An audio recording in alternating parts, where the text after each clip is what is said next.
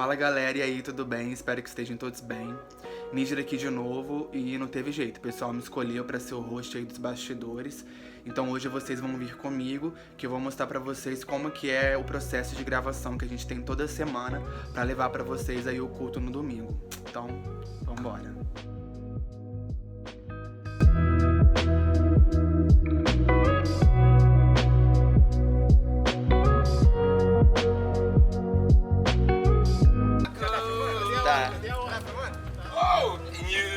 Eu devo dizer pra vocês aqui, ó, de casa aí agora, que esse aqui, ó, a estrela. 8 horas da gravação. Olha a hora aqui agora, 8h03. Esse é o pastor, hein? Olha, fica de olho.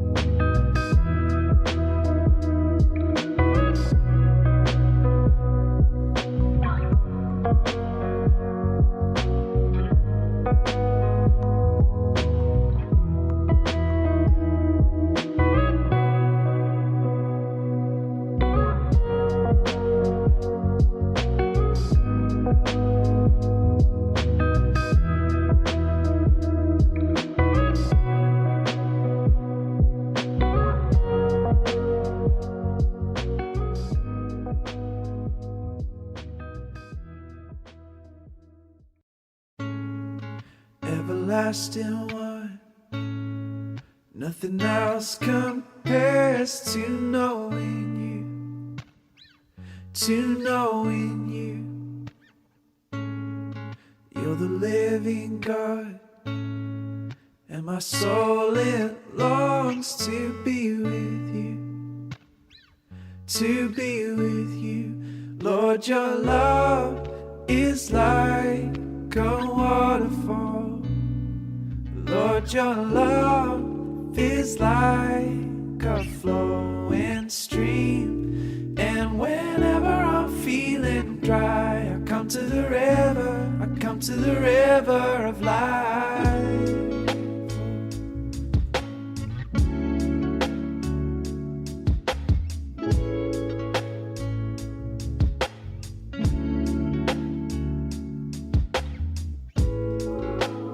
Worthy, Lord, of every song that I could sing,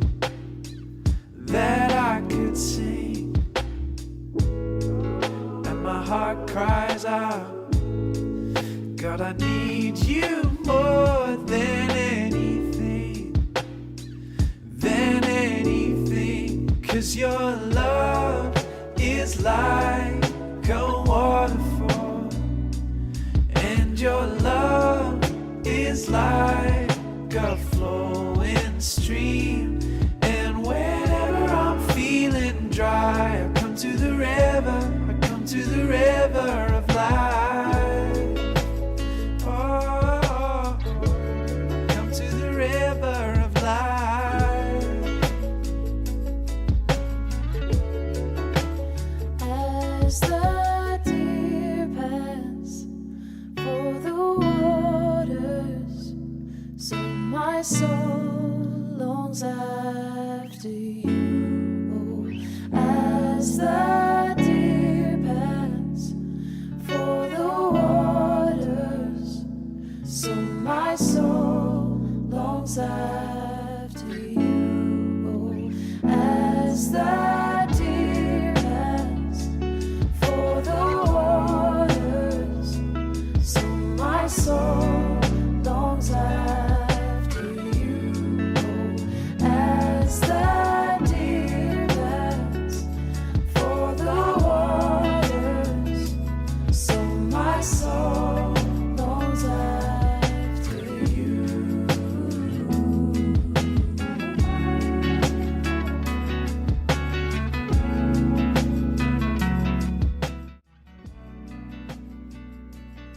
Fala galera, boa noite, estamos de volta. Vocês acompanharam a saída de casa aí, a gente chegando aqui, a gente colocou os bastidores correndo aí em timelapse para vocês acompanharem todo o processo, como eu tinha dito. E hoje a gente vai falar sobre um assunto muito legal, um assunto muito interessante. Estamos bem empolgados aqui, galera, todo mundo. Vamos falar sobre o que é a palavra de Deus. Se você já pensou aí quando Jesus Cristo fala que é o pão da vida e ele é o alimento, que o homem precisa mais do que o pão, que não só de pão vive o homem, que ele é o pão da vida.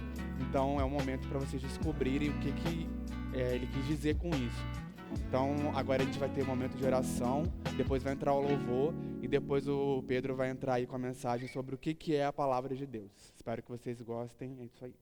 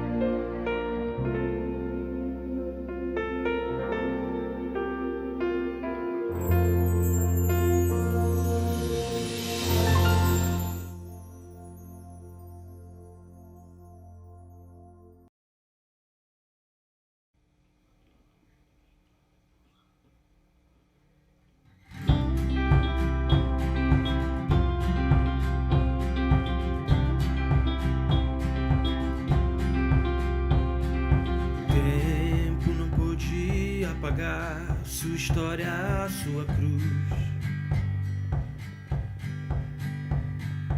Todo mal do mundo é incapaz de anular seu amor. Rei que dividiu a história, seu amor alcança toda a terra. E todo homem pode receber redenção, mergulhar na graça que a todos pode salvar. No Calvário se entregou a morte por amor. Cordeiro Santo, seu sangue nos lavou, nos fará reviver, e eu te seguirei.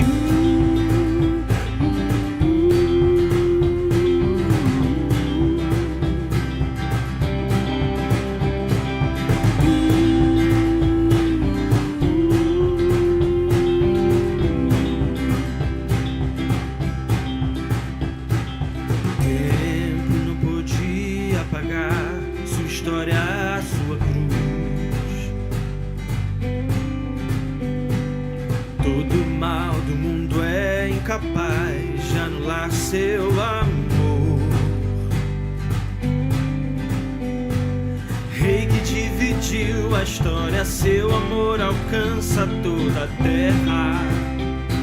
E todo homem pode receber redenção, mergulhar na graça que a todos pode salvar. No Calvário se entregou,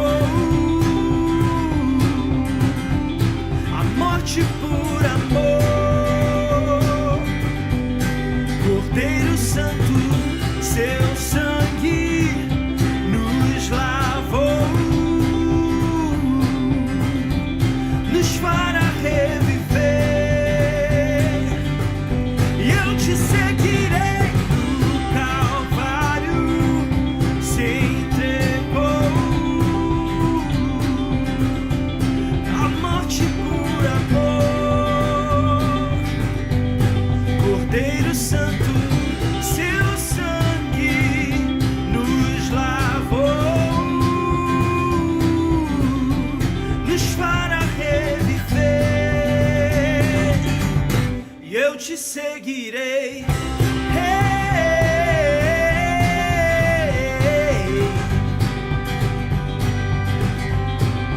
E eu te seguirei.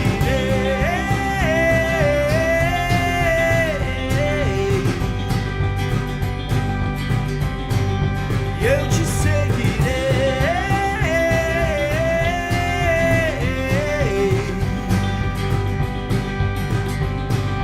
E eu te seguirei.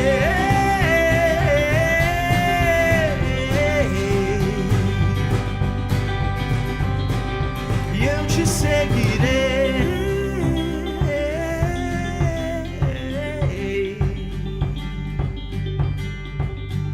E eu te seguirei.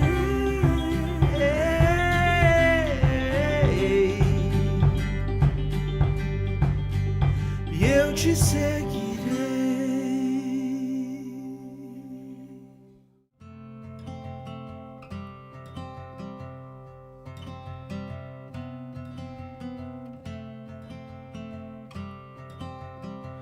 Senhor meu Deus, quando eu maravilhado fico a pensar nas obras de tuas mãos, no céu azul de estrelas pontilhado, o teu poder mostrando a criação. Então minha alma canta a ti, Senhor. Grandioso és tu, grandioso és tu. Então minha alma canta a ti, Senhor. Grandioso és tu, grandioso és tu.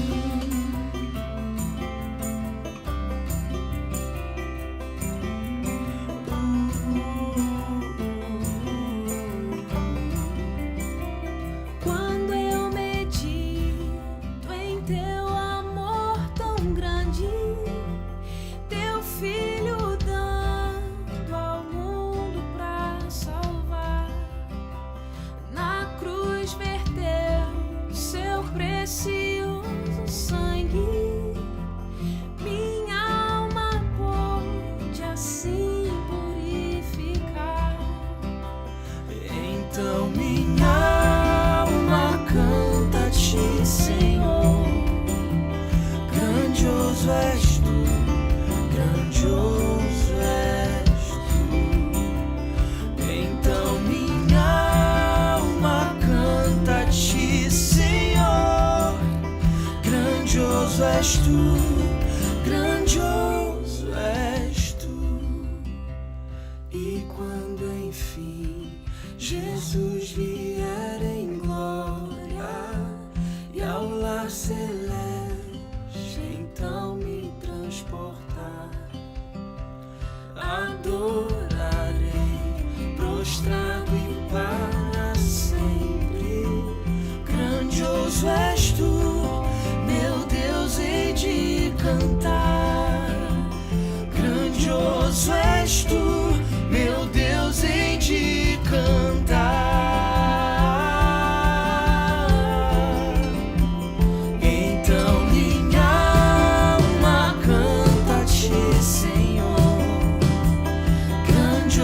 és tu, grandioso és tu.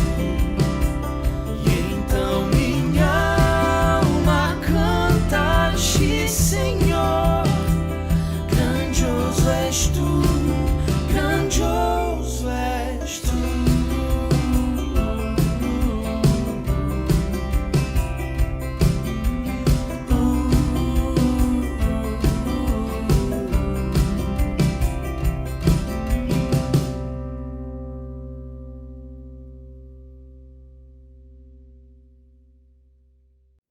Pai, mais uma vez, obrigado pela oportunidade que nós temos de, nas nossas casas, te adorar e te louvar, aprender um pouco mais da sua palavra, de quem é o Senhor.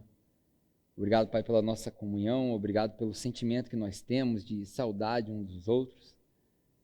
Obrigado, Pai, por tudo que o Senhor tem feito nesse período, nesse tempo.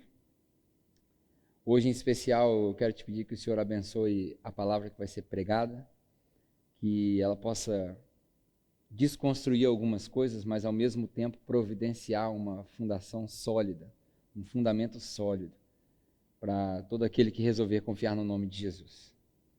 Obrigado, Pai, por aquilo que vai ser dito, que o Senhor possa controlar tudo isso e que seja para a honra e glória do seu nome. É no nome do seu Filho Jesus que eu oro. Amém. Bom, mais uma vez, boa noite. Espero que você esteja bem acomodado aí no seu sofá, com a sua família. Seja muito bem-vindo à capela, na sala. É um prazer estar com você, é um prazer estar na sua sala, ainda que virtualmente, assim. Mas obrigado por me permitir entrar aí na sua sala e passar esse tempo com a sua família. Se você estiver por Volta Redonda, em breve, quando tudo isso passar, venha nos fazer uma visita. Eu te prometo que você vai gostar do que você encontrar aqui. Hoje eu tenho uma conversa para começar contigo, que eu tenho certeza absoluta, que vai servir de ponto de início de outras conversas. Vai servir como um fundamento para você, para mim. Na verdade, eu tenho um aviso logo antes de começar. Se você não é cristão, eu não tenho fé, eu não vou na igreja, eu não gosto desse negócio. Primeiro, bem-vindo à igreja para quem não gosta de igreja. Mas eu quero falar contigo, porque é muito comum você ouvir entre os cristãos essa frase ou essa expressão, a palavra de Deus. Hoje eu quero focar minha atenção inteira para você que não tem fé e que de repente passou por esse canal e nos encontrou aqui. Agora, se você já é cristão, já faz parte da capela ou de alguma outra igreja, saiba que isso daqui não substitui a sua igreja, mas eu espero que te edifique nesse tempo e eu espero que você termine essa pregação tendo aprendido um pouco mais a respeito de Deus e de Jesus e da palavra dele, certamente vai te edificar também. Essa palavra toda começou na minha mente quando, acho que uns 4 dias atrás, eu estava na minha manhã, na minha devocional. Para quem não sabe, eu acordo lentamente, eu acordo cedo, mas acordo lentamente, quando eu não vou dormir, lá para as 3 horas da manhã, com essa rotina doida nossa. Mas eu acordei, fui fazer meu café, é um vício que eu tenho, foi mal aí, confessei, fui fazer meu café. E aí, enquanto eu fazia o meu café na minha máquina lá, a minha esposa virou para mim e falou o seguinte: amor, eu estou com uma saudade de ler a palavra de Deus. E aí, assim, eu já sou cristão há quase 20 anos. Eu já ouvi isso várias vezes. Você já deve ter ouvido isso várias vezes. E logo eu associei, né? Vontade de ler, saudade de ler a palavra de Deus. O que ela estava falando? O que você acha que ela estava falando? Estava falando de Bíblia, né? Isso aqui, ó. Isso aqui, olha que interessante. Minha esposa falou: estou com saudade de ler a palavra de Deus. Logo na minha mente veio ler Bíblia. Mas alguma coisa, não sei porquê, não sei explicar, alguma coisa ficou me incomodando com aquela frase. Parece que caiu uma ficha, virou uma chave. Enquanto eu tomava café, eu me fazia uma pergunta que eu acho que eu já sei a resposta. Mas eu continuava me fazendo essa pergunta. A pergunta é a seguinte: o que é a palavra de Deus? Porque minha esposa estava com saudade de ler a palavra de Deus e eu fiquei me perguntando o que é a palavra de Deus. Certamente você já deve ter se perguntado isso também, o que é a palavra de Deus. E aí, isso é uma discussão que roda há séculos na história da igreja, né? Se a palavra de Deus, por exemplo, se isso aqui, que a gente chama de Bíblia, se isso aqui é a palavra de Deus, ou se isso aqui contém a palavra de Deus. É uma diferenciação sutil, mas que faz toda a diferença. Outra pergunta que pode entrar nessa conversa é se tudo que está aqui é a palavra de Deus. Pode ser que não. Ou outra pergunta também que pode vir na sua cabeça é se toda a palavra de Deus, tudo que há para Deus falar, está aqui. Tem gente que acredita que sim. Não é o ponto da minha conversa fazer essas discussões, se é inerrante, infalível, enfim, discussões que são centenárias e não é a questão de hoje. Eu quero levantar só alguns pontos para falar a respeito dessa expressão, a palavra de Deus. Por exemplo, não sei se você sabe, mas aqui nesse livro, esse conjunto de livros, que a palavra Bíblia, na verdade, significa conjunto de livros. E nesse conjunto de livros aqui, a gente tem aproximadamente 783 mil palavras. Sabia disso? 783 mil palavras. Se você já leu a Bíblia inteira uma vez na sua vida, você pode dizer que você leu 783 mil palavras, aproximadamente. Só que, uma comparação interessante, as obras do Harry Potter, todas as obras do Harry Potter, que é uma obra contemporânea nossa, acho que é J.K. Rowling o nome da autora, posso estar errado, tem aproximadamente 1.085.000 palavras. Ou seja, as obras do Harry Potter têm mais palavras do que a palavra de Deus? Será? Se você pensar em outra obra interessante do nosso tempo, é o Senhor dos Anéis. Se você somar todas as obras do Senhor dos Anéis, inclusive o Hobbit, eles têm aproximadamente 550 mil palavras, um pouquinho a menos do que a Bíblia inteira. William Shakespeare, por exemplo, escreveu aproximadamente, na sua vida inteira, acho que são 46 obras ou 43 obras, entre Romeu e Julieta e por aí vai, aproximadamente 880 mil palavras, um pouco mais do que a Bíblia. Por que eu estou dizendo isso? Se Deus é Deus mesmo, presta bem atenção no que eu estou te falando, se Deus é Deus mesmo, e se esse Deus é o Deus que nós estamos aprendendo, que é maravilhoso, que passa de todos os limites, se esse é o Deus que a gente conhece, a palavra dele não pode caber num livro desse. Não tem como. Esse livro aqui não pode resumir tudo que há para se saber a respeito de Deus. Meu objetivo, obviamente, não é contrariar ninguém com esse tipo de fé, mas eu quero propor algumas coisas para a gente refletir. Por exemplo, alguns fatos, da próxima vez que alguém te falar assim, isso aqui é a palavra de Deus, você tem essa conversa com ele, ou mostra essa mensagem, fale a respeito dessas coisas, acho que vai despertar curiosidade. Por exemplo, alguns fatos. A Bíblia tem 66 livros, pelo menos a protestante, porque a católica tem um pouquinho mais, e aí vem outro caso que a gente pode discutir outro dia. 66 livros, vários autores, escrito durante milhares de anos, com espaços entre autores que um não conhecia o outro, todos eles que vão de encontro a um denominador comum. Aí muita gente pode falar assim, o denominador comum é Jesus. Tá, legal, concorda. Mas eu acredito que esse livro, ou esse conjunto de livros, a gente pode adotar uma postura mais saudável, mais racional, mais contemporânea, em dizer que esse conjunto de livros são todos eles narrativas. O que é uma narrativa? É alguém contando uma história. Se é inspirado por Deus, ou se os autores é que foram inspirados por Deus e colocaram aqui as suas características, porque eu, particularmente, quando leio Mateus e leio João, eu vejo duas pessoas diferentes. Então, independente daquilo que você creia, eu acho que é saudável a gente crer que esse conjunto de livros tem narrativas a respeito de um ponto em comum, que é a missão de Deus para com o homem.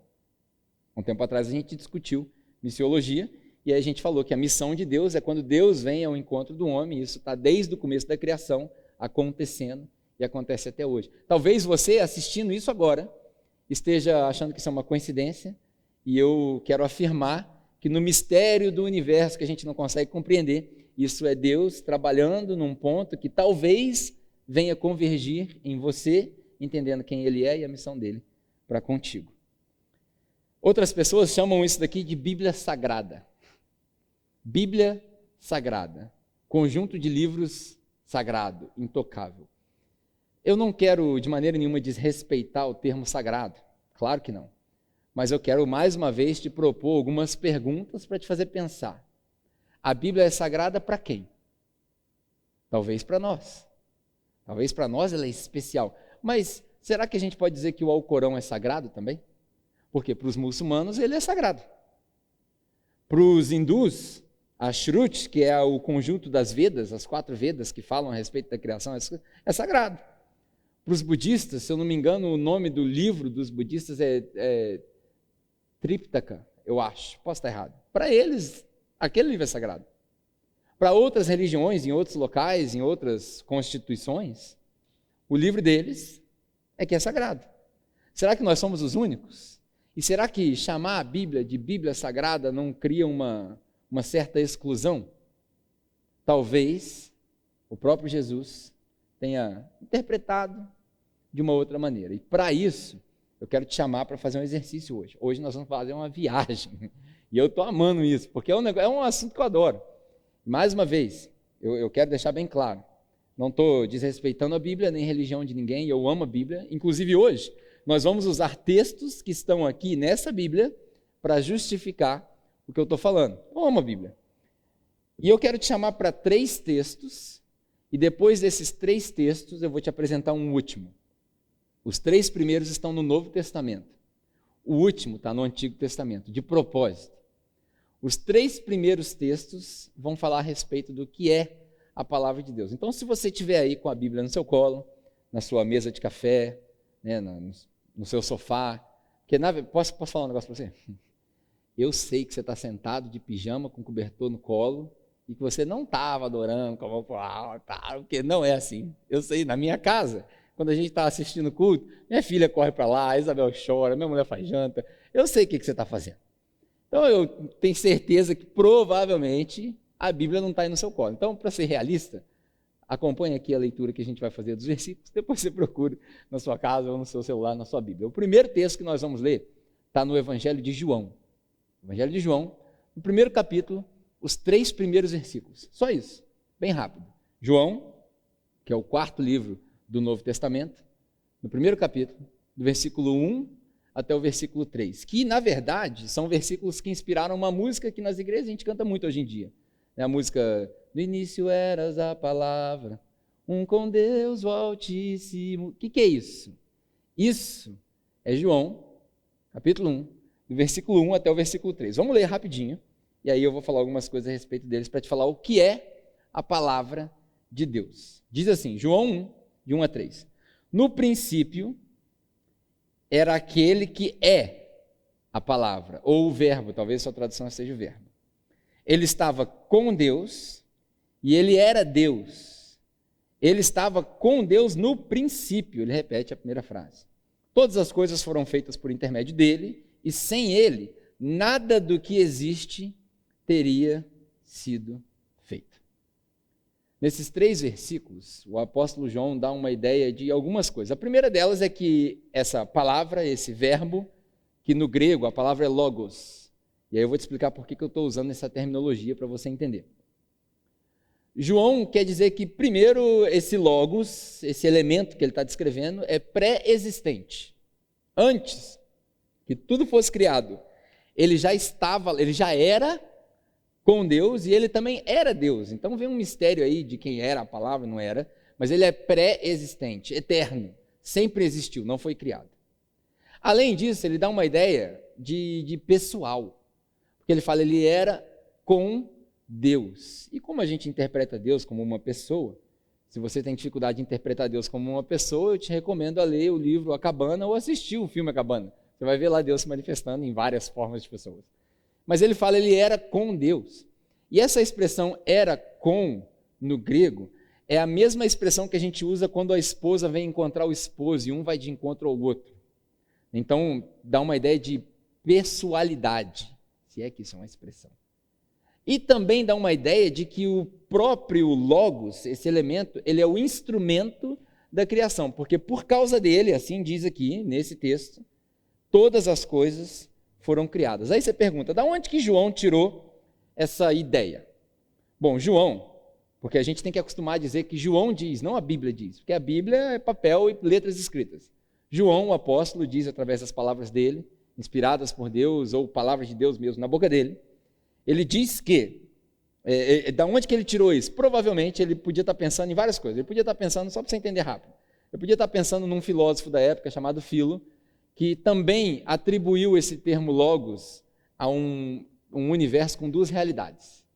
Se eu viajar muito, a gente volta a viajar. Tipo Matrix, a realidade perfeita e a realidade daqui. Filo pensava assim, ele atribuiu isso ao logos, a realidade existente, aquilo que a gente conheceu, que a gente consegue escrever, que a gente consegue ver. Talvez João pudesse estar pensando nos estoicos.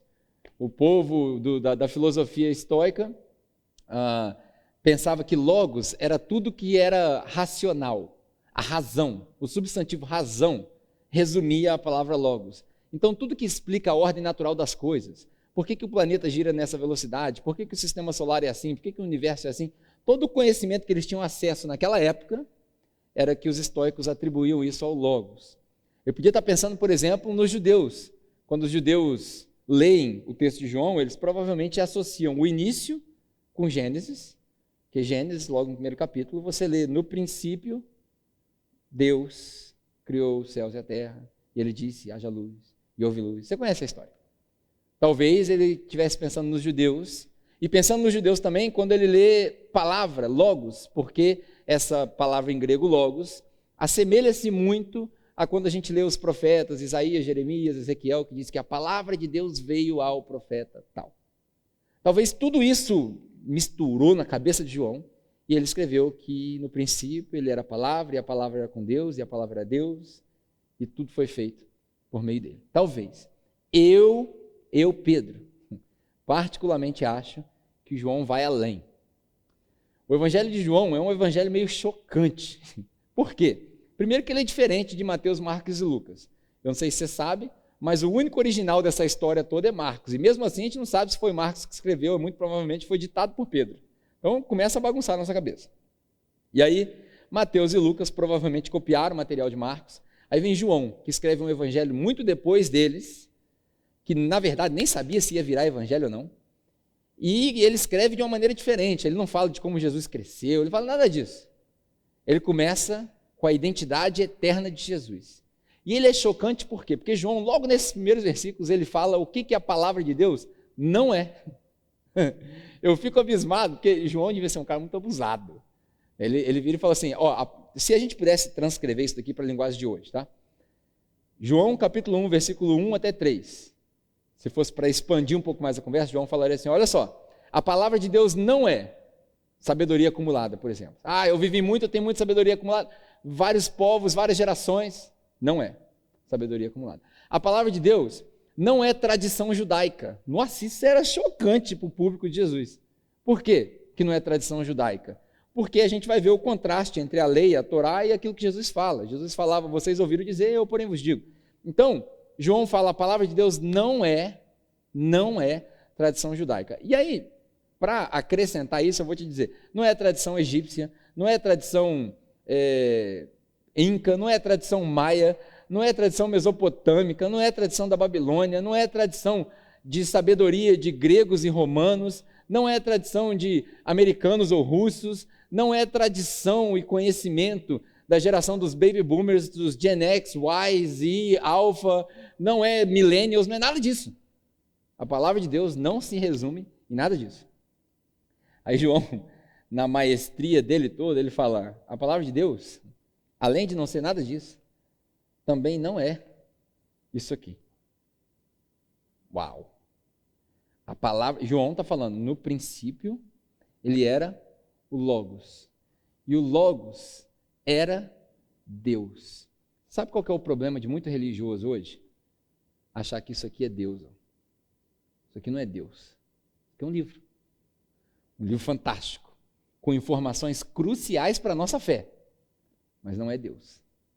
E tem muita gente achando que isso aqui é Deus. E João fala assim, Logos não é nada que está escrito. João dá a entender que a palavra é o quê? Uma pessoa. A palavra é uma pessoa. E aí, Aí as coisas começam a ficar complicadas para o lado de João. Mas para não, a gente vai ler mais versículos, mais capítulos e partes de João. Para não ficar só em João, agora eu vou te pedir para você pular comigo para Colossenses. Colossenses é uma das cartas que Paulo escreveu para um povo, uma igreja, na cidade de Colossos, se eu não me engano, acho que fala, Colossai. Eu confundo o inglês com o português. Mas Paulo escreveu essa carta, e nessa carta tem um texto interessantíssimo. Então abre aí, se você quiser, eu vou te dar um tempinho para você abrir. Colossenses, capítulo 1, logo no primeiro capítulo, logo na introdução. Nós vamos ler 5 versículos. E esses 5 versículos vão te explicar o que é a palavra de Deus também. A gente viu em João 1 que a palavra de Deus não é sabedoria acumulada, não é tradição de povos nenhum e também não é um livro. Parece que é uma pessoa. Em Colossenses, no capítulo 1, no versículo 15 até o 20, tem aí na sua Bíblia um hino, uma música. E se você fizer um exercício, você vai ver que na leitura do capítulo 1, quando você chega ali no capítulo 14, o estilo de escrita muda no versículo 15. Falei capítulo 14, né?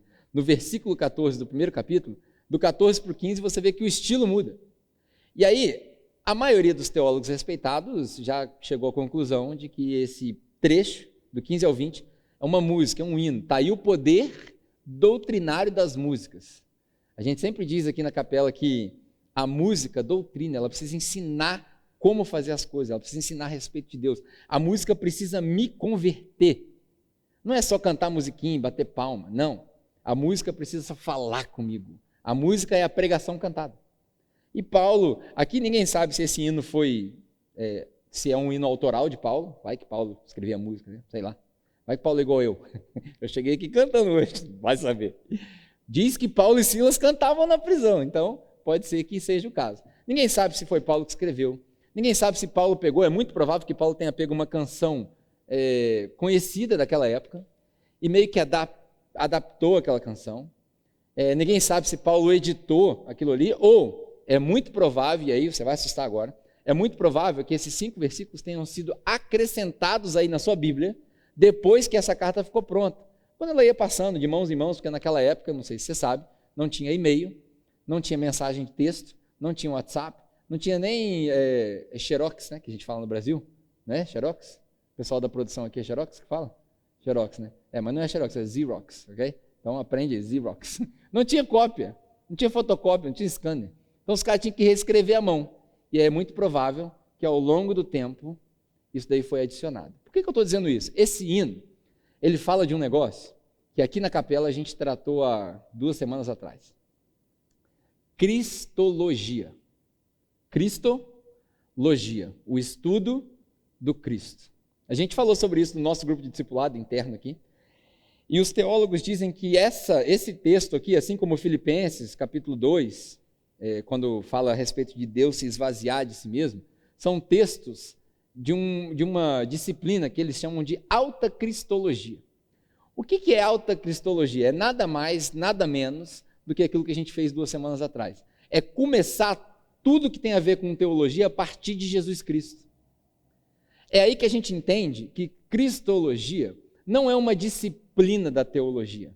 Cristologia é o fundamento da disciplina. Cristologia não é um ramo da teologia. Cristologia é a raiz da teologia.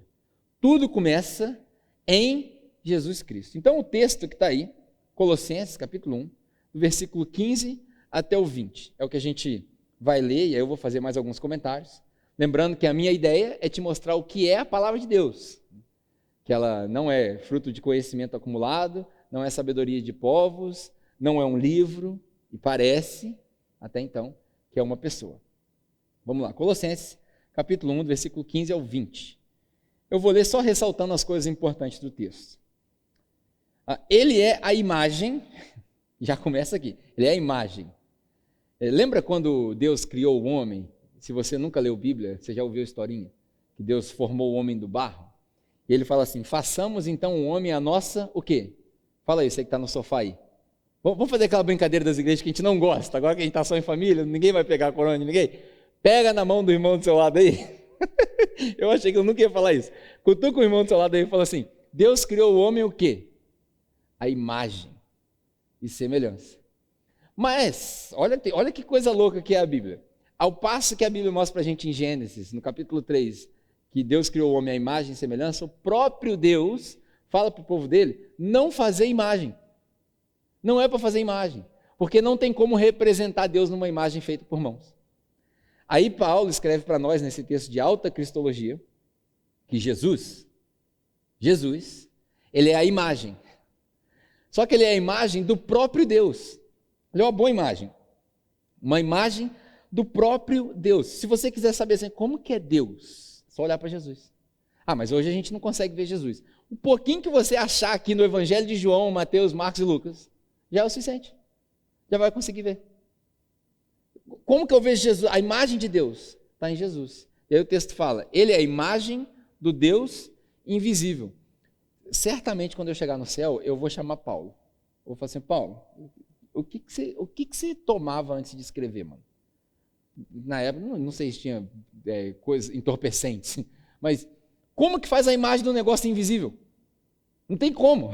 Aí Paulo fala, ele é a imagem do Deus invisível, o primogênito de toda a criação, e aqui não é dizer que Jesus nasceu, foi criado, porque a gente já leu em João 1, que ele era desde o princípio. Isso aqui é uma metáfora, porque daqui a pouco ele vai falar o primogênito dentre os mortos, ou seja, ele foi o primeiro a morrer, mesmo tendo vindo na Terra só de 2000 anos atrás, ele já tinha feito isso, porque ele está fora do tempo.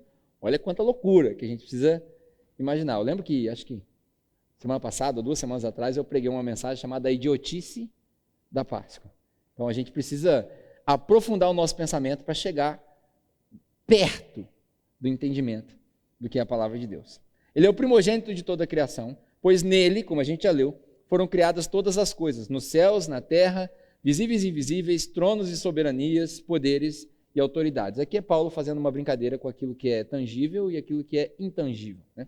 Aí ele continua dizendo o seguinte, todas as coisas foram criadas por ele, ou seja, através dele, ele é um instrumento da criação, a gente já viu em João 1, e foram criadas também para ele. Ei, deixa eu te fazer um negócio, deixa eu fazer um convite para você aqui. Antes de acabar, normalmente a gente faz apelo, né, na mensagem, quando a mensagem acaba. Eu vou fazer um convite para você. Talvez você está assistindo isso daqui e está assim, para que eu nasci? Vou te falar para que você nasceu. Para Jesus. Pegou? Você nasceu para glorificar a Deus através do seu relacionamento com Jesus. Só isso, cara. Todo ser humano foi criado para isso. É por isso que tem um vazio aí dentro que nada preenche. O vazio existencial que não preenche com trabalho, não preenche com bebida, não preenche com droga, não preenche com casamento, não preenche com filho, não preenche com nada. É Deus. Dizem já os sábios antigos que dentro do homem tem um vazio do tamanho de Deus. Olha que louco. Você nasceu para Ele. Esse é o propósito da sua vida. Mas eu sou engenheiro. É para ser engenheiro? Para Ele. Como que faz isso? Isso é ridículo. É para ser engenheiro para Ele. Por Ele e para Ele. E aí ele continua dizendo o seguinte, Ele é antes de todas as coisas, e nele tudo subsiste.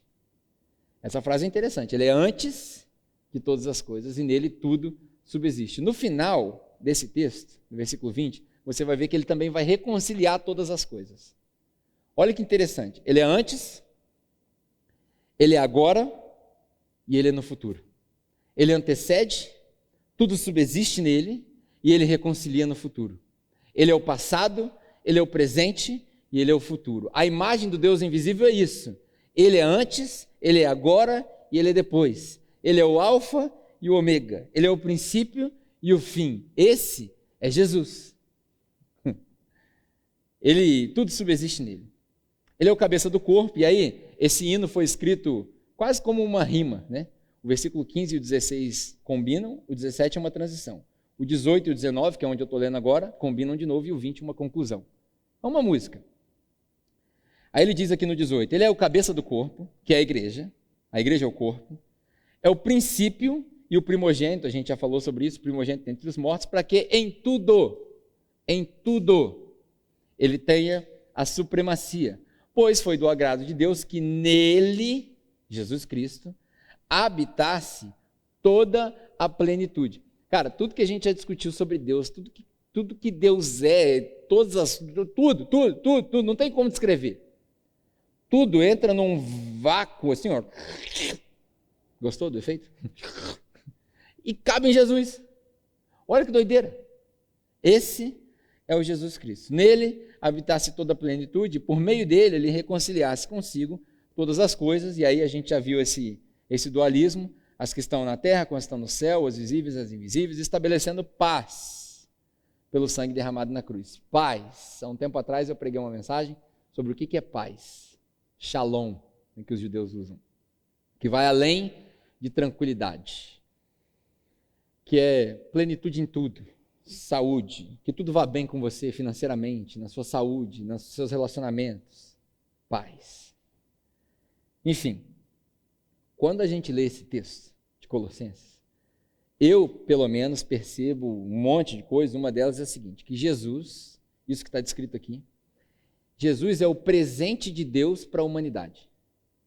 É como se Deus virasse para a humanidade e falasse assim, vocês estão em perigos, vocês estão em apuros, e eu vou mandar um presente que resolve o problema. Aí ele envia Jesus Cristo. Jesus Cristo, ele representa, quando você lê Filipenses capítulo 2, a gente não vai ler isso hoje, lá o texto fala que ele se esvaziou de si mesmo.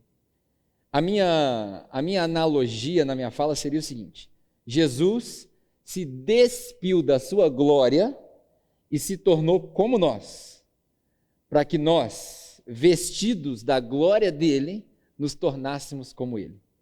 Olha o movimento interessante. Jesus se despiu da glória dele para se tornar como nós. E aí nós nos revestimos da glória dele para nos tornarmos como ele. É como se Jesus deixasse o céu e toda a habitação celestial e se tornasse um com a humanidade, para que a humanidade deixasse a terra e toda a habitação terrestrial e habitasse com ele. É um movimento fantástico. Isso é a reconciliação que a gente lê no final do texto. Isso é a provisão antes da necessidade. Isso é a salvação antes da queda. Isso é a cura antes da doença. Isso é a morte, é a vida espiritual antes da morte física. Isso é a cruz pré-histórica. Isso é o Jesus autoexistente. Isso é a palavra de Deus. O Logos aí. Isso é uma pessoa. A palavra é uma pessoa. E aí nós falei para você que a gente ia fazer uma viagem, né? Tá tudo bem aí? Tá conseguindo acompanhar? Tá de boa? Vou sair do foco aqui, ó. Faz assim, dá uma levantada, pá, esticada. Estica no sofá, que vai aprofundar mais. A gente falou de João 1 e Colossenses 1. Aí agora eu quero te chamar para você ir lá em João capítulo 6. João capítulo 6 é um dos meus textos favoritos, cara. Por quê? Porque João capítulo 6 fala a respeito de um assunto que muita gente não consegue compreender, que é Deus que traz as pessoas para ele. É um negócio que destrói com a mente de tudo quanto é tipo de cristão. É um dos textos, ou um dos discursos de Jesus mais difíceis de serem compreendidos. No começo da nossa celebração, você viu o Nígia falando sobre o pão da vida. E aí Jesus fala em João capítulo 6, ao longo do capítulo, sobre esse pão. Ele fala, eu sou o pão que desceu do céu. E quando Jesus fala isso, cara, Jesus era um cara meio sem noção no padrão humano. Porque quando ele fala isso na frente de uma audiência de judeus, automaticamente o judeu pensa um monte de coisa. Por exemplo, primeira coisa que o judeu pensa, pão é um maná. O pão que desce do céu é um maná. Quando o povo do Egito estava no deserto, os nossos ancestrais espirituais e os ancestrais da audiência de Jesus, os judeus mesmo, de sangue aqui, ó, da família de Abraão. Essa galera que ouvia Jesus, principalmente os fariseus, os saduceus, essa galera chocou. Porque Jesus falou assim, eu sou o pão que desce do céu. E eles pensavam maná. Mas peraí, como assim? Maná foi milhares de anos atrás. Moisés mandou guardar o maná no baú junto com o cajado lá. Não, você não é o maná. E aí o maná passou a ser conhecido de geração em geração como o pão da celebração, o pão asmo na mesa dos judeus. E aquele pão era um símbolo só do maná. E para os judeus aquilo ali era sagrado. Ao longo dos séculos, o pão que a gente se alimentava fisicamente passou a ser uma alegoria para o pão espiritual, que para o judeu é a Torá. Na sua Bíblia aí, aqui ó, na minha Bíblia de papel, na sua Bíblia aí, os 5 primeiros capítulos do Antigo Testamento, que a gente chama de Pentateuco, deixa eu ver se eu lembro de cabeça, Gênesis, Êxodos, Números, não, Êxodo ou Êxodos, sei lá, Êxodo, Números, Levíticos e Deuteronômio. Esses 5 livros é o que a gente chama de Torá para os judeus. Para eles, a Torá, a instrução, que é isso que significa, a instrução que passa de pai para filho, aquilo ali era o pão espiritual. Era aquilo ali que sustentava eles todos os dias. Porque eles eram encorajados a passar esses ensinamentos na mesa do café, do almoço, da janta, de geração em geração, contando as histórias e os feitos de Deus para com o povo de Israel. Alguns dizem que os estudiosos judeus, os estudantes judeus, as crianças, eram obrigados a decorar trechos da Torá. Esse era o alimento deles. Aí Jesus vira e fala assim: ei, o maná, o pão da celebração, o pão que alimenta, que mata a fome, o pão espiritual que sacia a fome do homem, que preenche o vazio existencial, sou eu. Imagina, o que o judeu pensou? O judeu ficou louco. O judeu escandalizou. É isso, escandalizou. Ficou sem limites. Aí Jesus fala assim, ó, quem comer desse pão, jamais terá fome. Nesse texto, a similaridade e a aproximação do eu sou, o Logos, que a gente leu em João 1, é muito próximo. A palavra ser o pão, porque a palavra de Deus, a Torá, que virou o pão, que era o maná, que virou o sustento espiritual, é muito próximo. E aí Jesus fala, sou eu. Quando ele fala isso tudo, ele veio, no João capítulo 6, ele vem de uma fase onde, você lembra da história? Que tinha milhares de pessoas seguindo Jesus, e aí eles ficaram com fome, estava tarde, estava ficando de noite, não tinha onde comprar comida. Aí os discípulos perguntam para Jesus, como é que vai fazer, Jesus, para alimentar esse povo todo? Aí Jesus fala, dá vocês de comer para eles. Aí não tinha como fazer, aparece um menininho, coitado, roubaram o lanche do moleque. 5 pães e 2 peixes, para milhares de pessoas. Aí alguém rouba o lanche do moleque e fala, Jesus, tem isso aqui. Aí Jesus vai e faz, alguns chamam de milagre da multiplicação, outros chamam de milagre da divisão, enfim. Você lembra dessa história? Logo depois disso, Jesus vira para eles e fala, ó, vocês não valem nada. Para tanto aqueles que estavam lá comendo pão, quanto os discípulos que foram seguidos. Falou, vocês são muito ruins. Vocês são a pior raça de gente, porque vocês só me seguem porque vocês querem pão, cara. Vocês descobriram que eu faço milagre, que eu faço... Aí vocês querem pão, mas vocês não estão me seguindo pela razão que deveria seguir. Vocês são muito sem vergonha mesmo. Era a palavra de Jesus. Aí, alguns dos discípulos chegam para ele e falam assim, Jesus, no versículo 60 mais ou menos, falam assim, Jesus, deixa eu ver se é 60. Jesus, essa palavra aí, logos, essa palavra que você proferiu, ela é muito dura. Ela é ofensiva. Nós estamos ofendidos, nós e eles. O povo não vai aguentar te seguir, não. Está todo mundo ofendido. Aí eu penso que Jesus deve ter pensado na cabeça dele, sou eu conjecturando, né? Pensado assim, mas vocês estão ofendidos com o quê? Vamos lá. Vocês estão ofendidos porque eu falei que vocês são raça ruim? Que só me segue porque quer pão? Ou vocês estão ofendidos porque eu falei que eu sou o pão que desce do céu? Ou vocês estão ofendidos porque eu falei que vocês vão ter que comer desse pão, que sou eu? E aí esse texto é tão difícil de ser interpretado por aquele povo que não tinha acesso à informação como nós, Google e por aí vai, que eles achavam que Jesus estava falando de ser canibal, que ia ter que comer o corpo de Jesus. Não tem nada a ver uma coisa com a outra. As igrejas primitivas entraram nessa pegada acreditando que aquele pedacinho de hóstia que servia na boca das pessoas transformava na carne de Jesus, por causa desse texto. Não tinha nada a ver o que Jesus estava falando. Aí Jesus fala assim, pô, vocês estão escandalizados porque eu falei que vocês são ruins, porque vocês só me seguem por causa de pão, vocês estão escandalizados por causa dessas coisas. Imagina, na hora que eu subir para o céu, e vocês vão me ver subindo assim, ó, levitando, flutuando, indo para o céu, mano, vocês vão escandalizar muito mais. Porque eu falei que ia fazer, e vou fazer, e na hora que acontecer, vocês não vão acreditar. Aí vocês vão passar mal.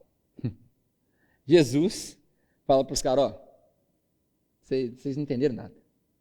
Inclusive, continuando o texto, lá 60 e pouco, 62, 63, Jesus fala assim, é por isso, cara, que nessa história de conversão, de relacionamento, é o Espírito que dá vida.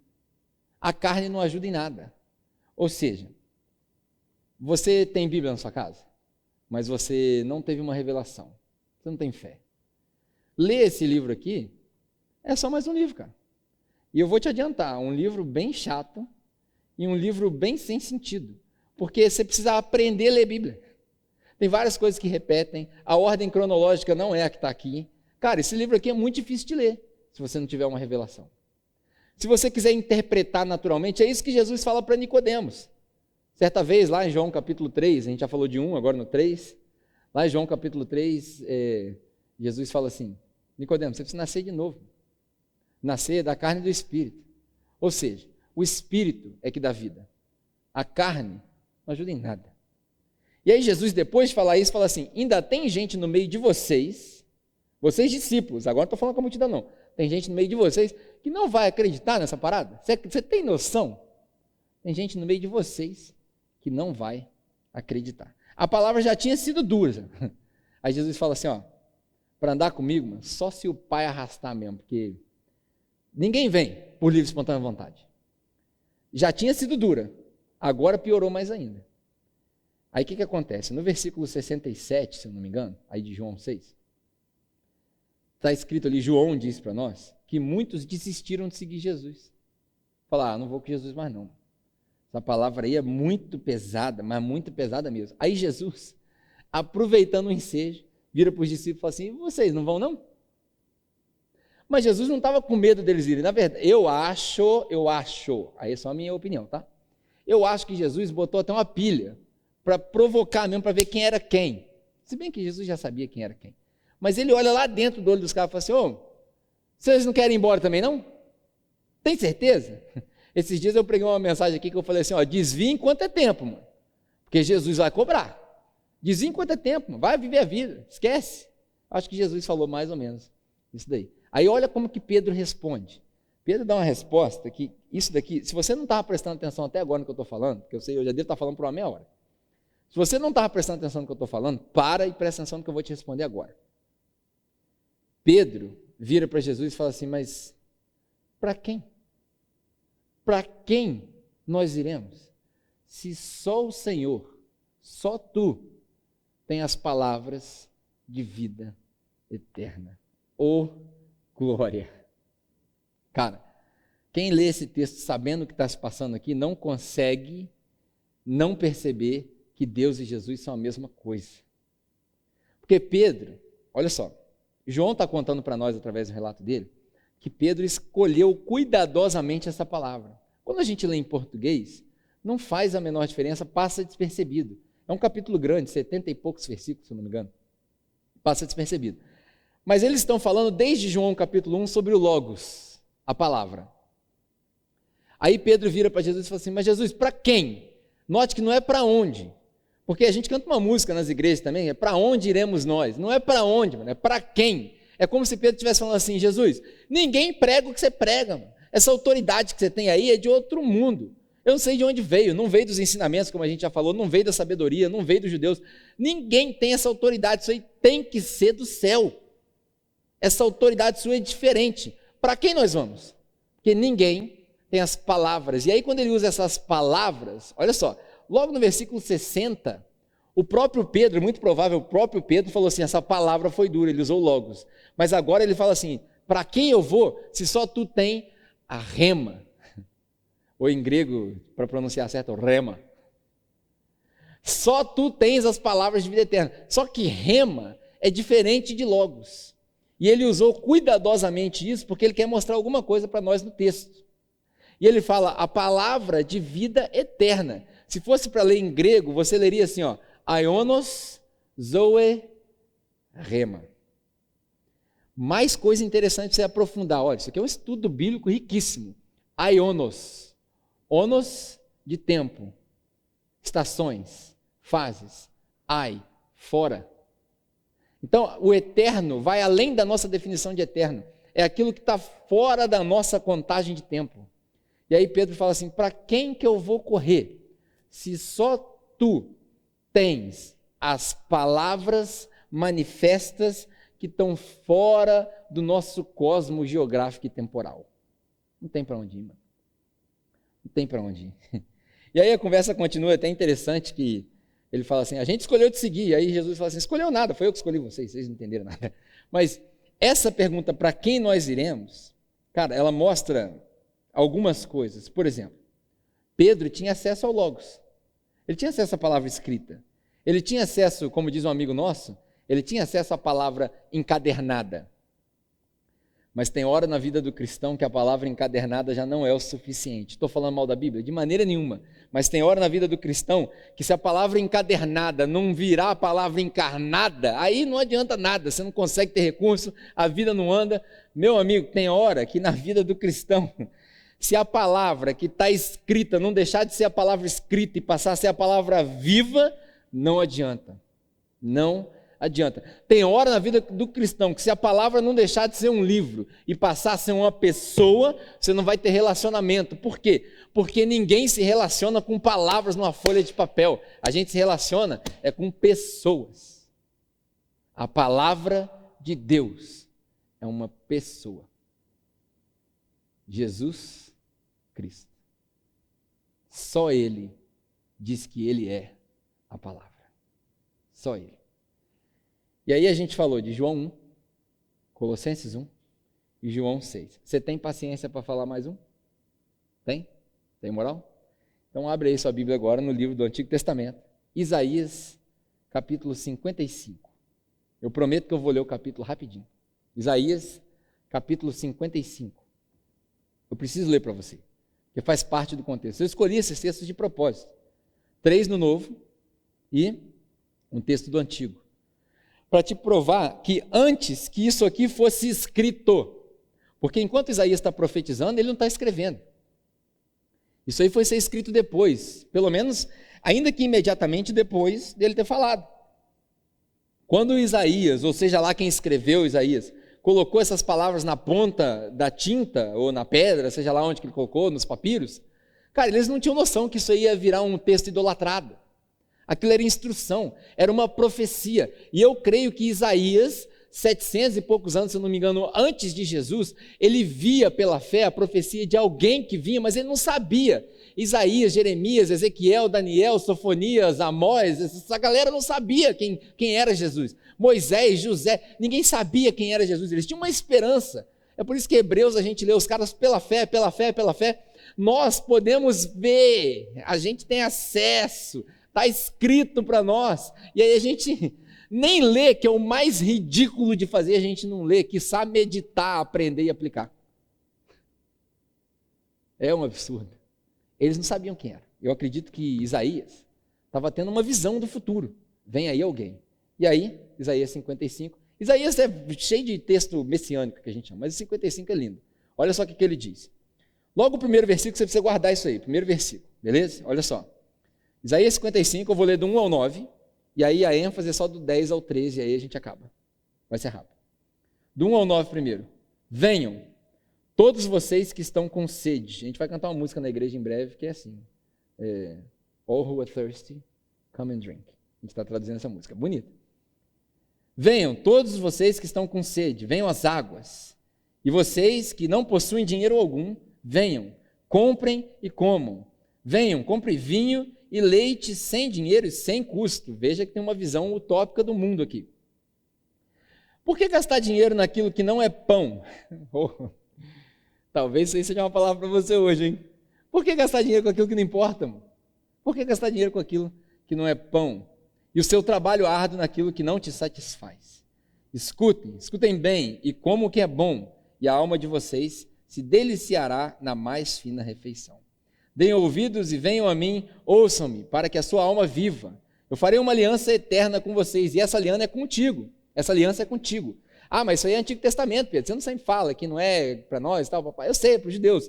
Só que nós fomos adotados. Nós não nascemos na família judaica. Nós somos adotados, e quando nós recebemos essa adoção, nós somos enxertados na árvore, isso é uma analogia que Paulo usa lá em Romanos, nós somos enxertados nessa árvore. E quando a gente é enxertado e adotado, nós recebemos um direito nessa adoção, o direito de sermos chamados filhos de Deus. E com isso, nós herdamos todas as promessas que ainda não foram cumpridas. As promessas que eram materiais para o povo de Israel já foi, mas as que não foram cumpridas, as que são espirituais, servem para nós também. Aí Isaías fala o seguinte: eu fiz uma aliança eterna com você, a minha fidelidade prometida a Davi. Vejam, eu fiz testemunho aos povos, um líder governante dos povos. Com certeza você convocará nações que você não conhece. Não me pergunte o que isso significa, isso aí é papo para outro dia. Nações que não o conhecem se apressarão até você por causa do Senhor, o seu Deus, o Santo de Israel, pois ele concedeu esplendor. Aí começa a ficar para nós, olha só. Busquem o Senhor enquanto se pode achá-lo. Busque a Deus enquanto se pode achá-lo. Clamem por ele enquanto ele está perto. Que o ímpio... Ei, mais um recado para você. Você está me assistindo, você não é crente? Tem gente que tem vergonha de ser crente, né? Não precisa ter vergonha de ser crente, não. Melhor coisa do mundo é você crer em Jesus. Ah, eu não creio em Jesus. Você que está me assistindo, é você mesmo. Mensagem para você aqui, ó, diretamente das palavras de Isaías, há mais de 2.700 anos atrás. Presta atenção. Que o ímpio abandone o seu caminho e o homem mau os seus pensamentos. Volte-se ele para o Senhor. Ei, vem para Deus. Melhor coisa que você faz. Volte-se para o Senhor. Opa. Que terá misericórdia dele. Volte-se para o nosso Deus, pois ele perdoará de bom grado. Pois os meus pensamentos são mais altos do que os seus pensamentos, e nem os seus caminhos são os meus caminhos, diz o Senhor. Assim como os céus são mais altos do que a terra, também os meus caminhos são mais altos que os seus caminhos, e os meus pensamentos mais altos que os seus pensamentos. Tá, vamos lá. Agora é o que importa. Versículo 10 até o versículo 13. Assim como a chuva e a neve descem dos céus e não voltam para eles, sem regarem a terra e fazerem-na brotar e florescer, para ela produzir semente para o semeador e pão para o que come, assim também ocorre com a palavra que sai da minha boca. Para aqui. A gente aprendeu em João 1, Colossenses 1 e João 6, aí voltamos no 3, e já vamos falar um pouquinho mais de João. Que a palavra é uma pessoa. Toda vez que a gente lê palavra nesse texto aqui, vamos substituir ela por Jesus. Aí você vai ver como é que faz sentido. Olha só. Assim como a chuva e a neve descem dos céus e não voltam para ela sem regarem a terra e fazerem brotar e florescer, para ela produzir semente para o semeador e pão para o que come, assim também ocorre com Jesus, que sai de mim. Eu me esvaziei, eu sou o Cristo. Ele não voltará para mim vazio, mas fará o que desejo e atingirá o propósito para o qual eu o enviei. Do mesmo jeito que Deus fala através de Isaías sobre a palavra, isso vale para Jesus. Vocês sairão em júbilo, serão conduzidos em paz, os montes e colinas romperão em canto diante de vocês, e todas as árvores do campo baterão palmas. É uma linguagem poética, já eu explico. No lugar do espinheiro crescerá o pinheiro, e em vez de roseiras bravas, crescerá a murta. Isso resultará em renome para o Senhor, para sinal eterno, que não será destruído. Juro para você, prometo para você, vai ter crente que vai falar que não pode jurar, né? Prometo para você que essa é a última parte. Quero explorar esses 3 versículos aqui, para te falar o que é a palavra de Deus. A palavra de Deus é uma pessoa, Jesus Cristo. E quando a gente lê o texto de Isaías, profetizando a respeito de Jesus, os textos messiânicos, a gente aprende várias coisas. Deus fala que a palavra dele, Jesus, é como a chuva. A chuva não cai e volta para o céu. A chuva cai e ela rega a terra. Isso fala de água. E Jesus fala sobre uma água viva. Voltando para João, num episódio em João capítulo 4, ele encontra com uma mulher no poço, a mulher errada, na hora errada, no lugar errado, nas circunstâncias erradas, do jeito errado, tudo errado. Aí Jesus encontra com ela e ele está no deserto, no meio-dia, com sede, os discípulos não estão lá, ele fala que está com muita sede, mas ele não tem como pegar água num poço que Jacó furou. E aí ele vira para essa mulher e fala assim: ei, tem moral de dar um copo d'água, não? A mulher assusta e fala assim: como é que pode você, judeu, falar comigo, ainda mais um rabino, falar com mulher? Eu sou samaritano, a gente não se fala. Aí Jesus fala assim: se você soubesse quem é esse que lhe fala, é bonito falar igual a Jesus, né? Imagina se a gente falasse igual a Jesus todo dia. Se você soubesse quem é esse que lhe fala, você me pediria água, e eu te daria uma água, e se você bebesse dessa água, você nunca mais terá sede. A mulher fala assim: me dá essa água, eu quero essa água. E aí a conversa roda. João capítulo 7, um pouquinho mais para frente, Jesus está participando de um festival dos israelitas ou dos israelenses, e aí no final da celebração da festa, eles soltam uma água lá de cima do templo, e a água corre por uma fonte, vai parar lá numa piscina. Aquilo lá tinha um simbolismo para agradecer a chuva pelas colheitas, e aí o povo fazia aquilo. Aí Jesus vira no meio da festa, mano, Jesus já não estraga prazer, né? Ele vira no meio da festa e fala assim: ei, se vocês crerem em mim, vocês não vão ser igual esse filete de água miserável aí que vocês estão soltando aí, pá, isso aí é lixo. Se vocês crerem em mim, de dentro de vocês vai fluir um rio de água viva. Olha que louco. É assim que Jesus fala com os caras, escandalizou. Jesus fala de uma água viva. E lembra que em Isaías, aqui no primeiro versículo que a gente leu, fala assim: venham os que têm sede e bebam, é de graça. Fantástico. A palavra de Deus, Jesus, que é como a chuva, ela cumpre todos esses propósitos. Ela rega, ela traz vida. Quando ela rega, ela transforma o solo. E ao transformar o solo, a semente que cai no solo floresce. Tudo que recebe água, tudo que é saudável tem que florescer. A igreja que é saudável floresce. A família que é saudável floresce. O empregado que é saudável floresce. Tudo que é saudável floresce. Você tem dentro de você a água viva para florescer. E quando floresce, ele também dá semente. O que é a semente? A semente fala de esperança. Quando você põe a semente no solo, você enterra ela e cria uma expectativa de que aquilo vai dar. Fala aí para a pessoa do seu lado. Fruto. E aqui no texto, ele fala a respeito da semente, que quer dizer esperança, e essa semente vira pão para quem tem fome. Então, no mesmo texto, ele fala que Jesus, a minha palavra, não volta vazio. Ele atinge o propósito para o qual ele foi enviado. E o propósito é regar, para que quando regar ele possa hidratar, e hidratando ele traga vida, ao trazer vida ele floresce, ao florescer gera semente, semente dá esperança, a esperança que é essa semente gera fruto, que é pão para matar a fome de quem tem fome. Isso é Isaías 55. E aí, logo no versículo 11, depois desse Isaías, ele fala: assim também é a minha palavra. E nós aprendemos que a palavra é uma pessoa, e essa pessoa é Jesus. Foi assim com a palavra. E ela não volta vazia. A palavra não volta vazia e Jesus não voltou vazio. Jesus, quando veio aqui na terra 2000 anos atrás, ele veio com um propósito. E ele cumpriu o propósito. Ele regou a terra do coração da humanidade, ele deu fruto, ele floresceu, ele deu sustento, Jesus deu esperança, tudo isso ele fez. E quando ele foi crucificado na cruz, pelos religiosos e por todos aqueles que não creram, inclusive os seus discípulos que não o apoiaram, que fugiram, quando ele foi crucificado, ele grita para o Pai, o último brado dele, fala assim: Pai, acabou, acabei, finalizou, está consumado, é o que ele grita, a palavra grega, né? Tetelestai, que significa que não tem mais nada para ser feito aqui nesse plano. Todo o plano que Deus tinha desenvolvido, tudo que Deus fez, já foi cumprido em Jesus. Tudo que a lei exigia de mim e de você, foi cumprido em Jesus. Jesus morreu na cruz para nos livrar da obrigação da lei. A lei para mim e para você não vale mais nada, nada. Eu e você não temos nenhuma obrigação com a lei. Por quê? Lei fala de julgamento, e julgamento leva à condenação, porque todos são pecadores. E se você é pecador, você merece condenação. Se eu sou pecador, eu mereço condenação. Mas aí Paulo, no mesmo texto que ele fala que todos são pecadores e que o salário do pecado é a morte, quando chega no capítulo 8, na primeira conclusão, ele fala: mas não há nenhuma condenação para quem está em Jesus. Você deu um aleluia no seu sofá agora, tenho certeza. Não tem mais condenação. Eu e você não temos mais obrigação com a lei. É por isso que a gente fala que salvação é pela graça. O que é a graça? É quando você recebe algo sem fazer nada por ela.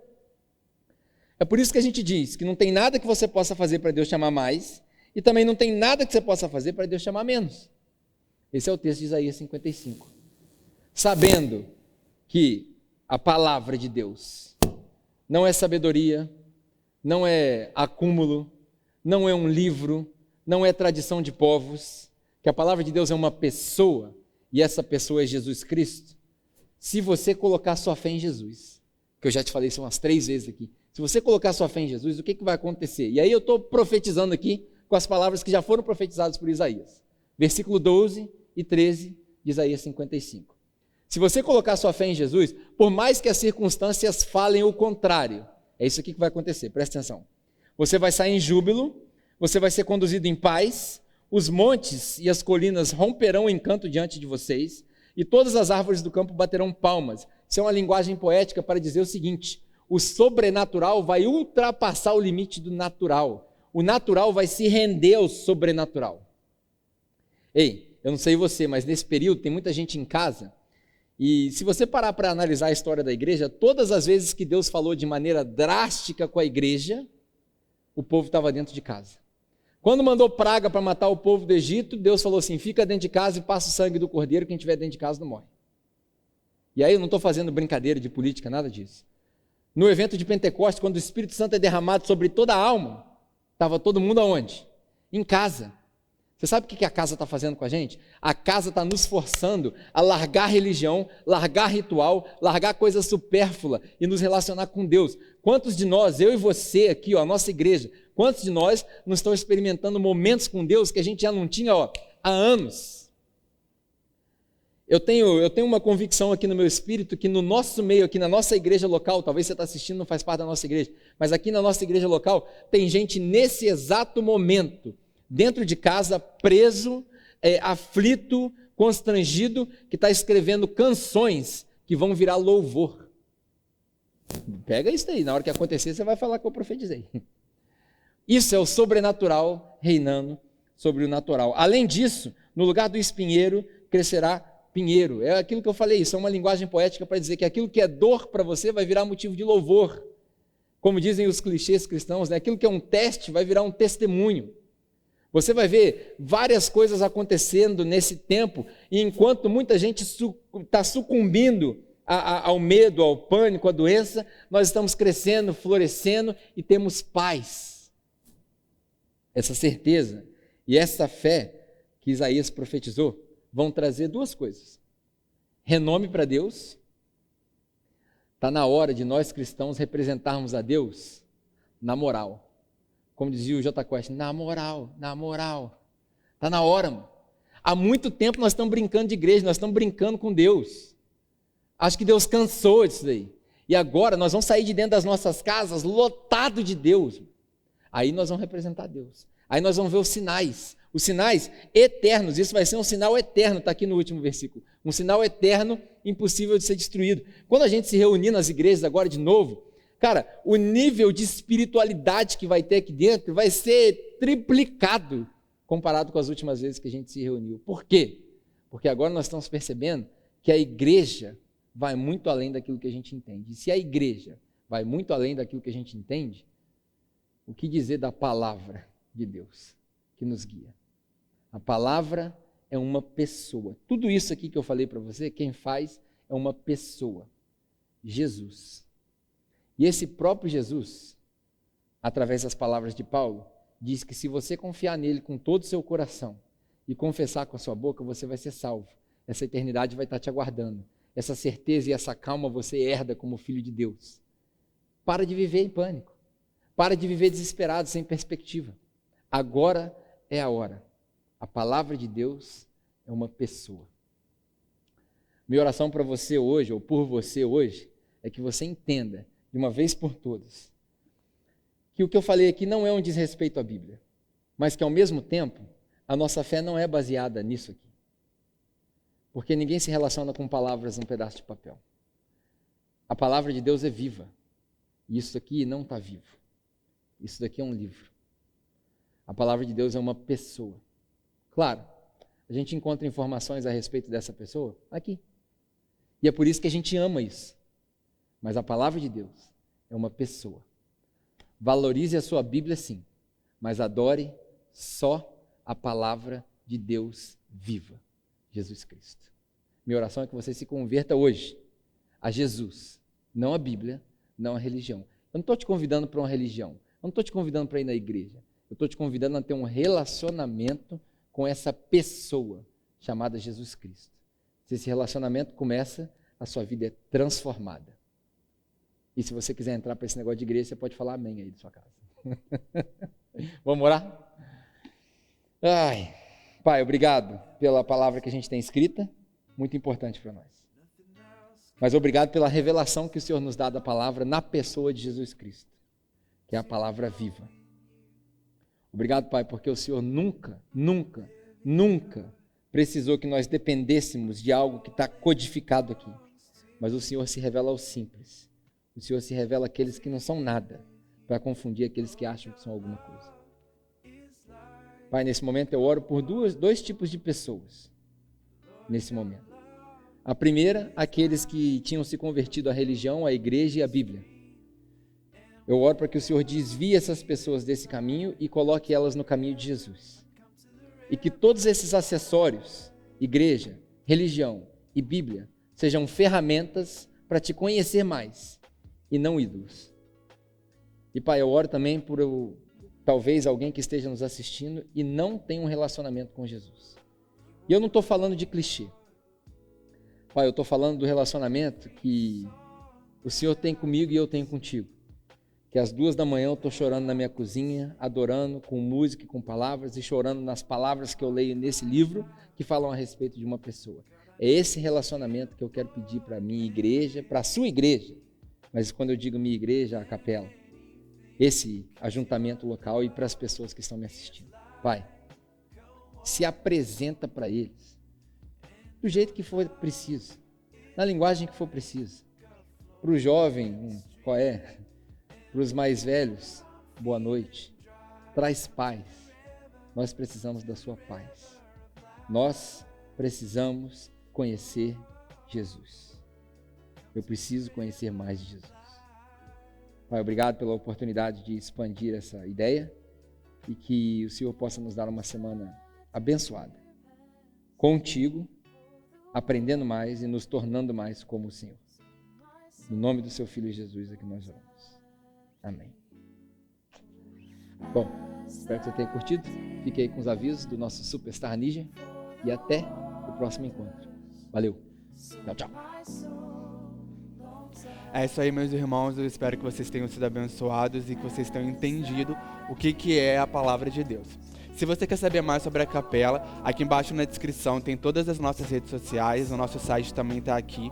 Se você sentir no seu coração de ajudar e contribuir para o que a gente está fazendo, aqui nesse código que vai aparecer aqui, em algum lugar, acho que aqui, vocês podem estar contribuindo com a gente e ajudando a levar a palavra aí para todos os lugares. Então, é isso aí, até a próxima e a gente se vê.